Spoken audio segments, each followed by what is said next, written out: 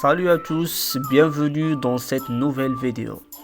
Alors vous étiez très nombreux à me demander de vous expliquer quand utiliser en et quand utiliser i.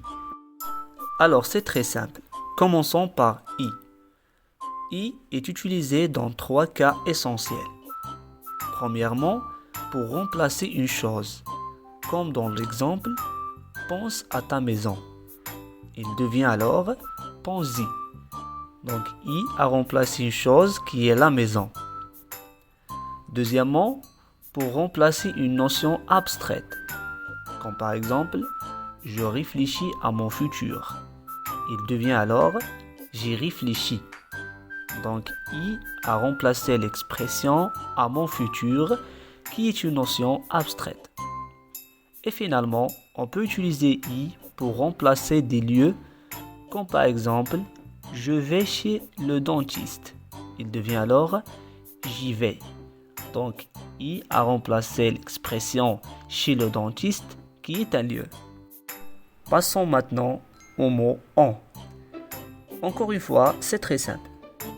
En remplace généralement un groupe nominal complément qui est précédé de la préposition de.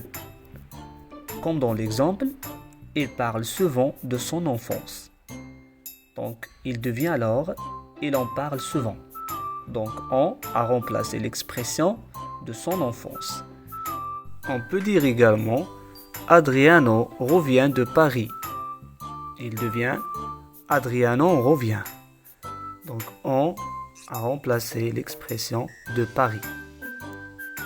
On peut dire également, combien de pommes voulez-vous?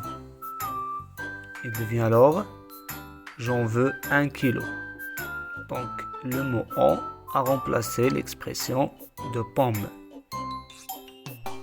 Voilà tout ce que vous devez savoir à propos de cette notion. Mais avant de partir, je vous propose de faire les exercices que vous allez trouver dans la boîte de description. Vous trouverez ainsi la correction relative à cet exercice que vous pouvez comparer avec vos réponses. Je vous souhaite bon courage et à la prochaine vidéo.